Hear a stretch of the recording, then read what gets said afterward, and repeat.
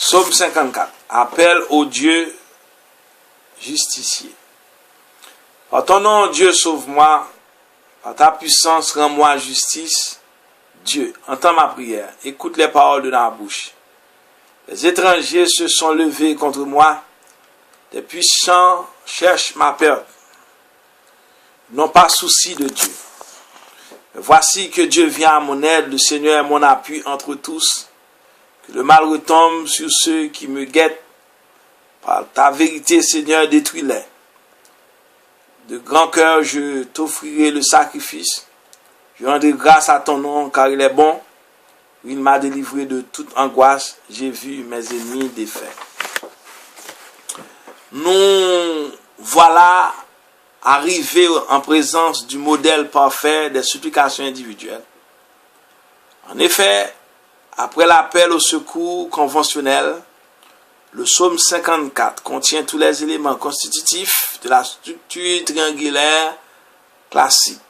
Eux, les ennemis, toi, Dieu, moi, le psalmiste ou le suppliant.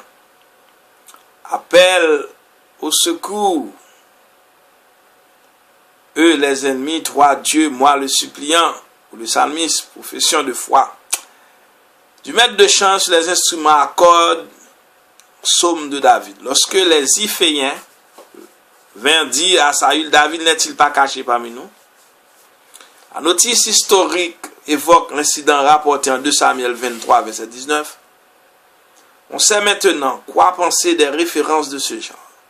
L'auteur, les Lévites chantent du second temple ont donné une valeur prophétique au milétique. Il ne s'ensuit donc pas nécessairement que David soit l'auteur du psaume. Aussi, certains auteurs le datent-ils de l'époque de Josias 640-609 avant Jésus-Christ. On peut même croire qu'il est post-exilé à cause de ses affinités avec Jérémie et la théologie deutéronomique du nom divin, Yahvé ou Elohim. Appel au secours, versets 3 et 4. Nous sommes encore dans le sautier Éloïs. C'est donc au nom d'Elohim que l'auteur adresse son appel. Par le nom divin, il faut entendre la personnalité salvifique du Seigneur. Remarquant que le psalmiste le supplie d'intervenir de 4 façons. Sauve-moi, rends-moi justice, entends ma prière, écoute mes paroles. Eux, les ennemis, verset 5. On cherche à identifier les ennemis du psalmiste. Selon la Bible de Jérusalem, ils sont des orgueilleux. Par contre, le sautier les voit comme des étrangers. Cette seconde traduction, qui parle des étrangers, semble une relecture faite à l'époque des Maccabées, 2e siècle avant Jésus-Christ, alors que les étrangers envahissaient la Palestine.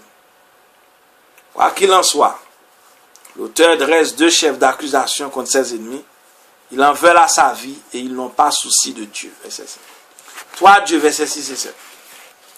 Elohim, le Dieu du sautier Éloïs, reste fidèle à l'alliance. De là, l'intime conviction du suppliant, voici que Dieu Elohim vient à mon aide. Nous l'avons dit à maintes reprises, l'affirmation de la confiance en Dieu caractérise les supplications. Le stick suivant exprime la même idée, le Seigneur est mon seul appui. Gloire à Dieu. Quant au verset 7, il en appelle à la vengeance divine sur les ennemis. Aussi le sautier l'a-t-il mis entre crochets pour en déconseiller la lecture. Absurdité, pruderie, pudeur de mauvais aloi. Nous ne revenons pas sur le sujet, nous en avons parlé longuement ailleurs.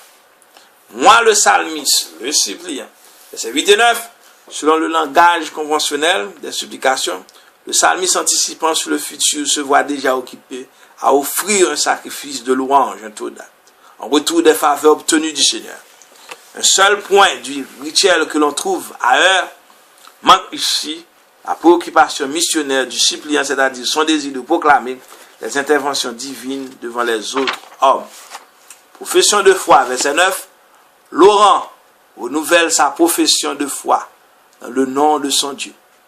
Et il a tellement confiance en sa puissance salvifique qu'il voit déjà, par anticipation, la défaite de ses ennemis. À très bientôt pour le psaume 55.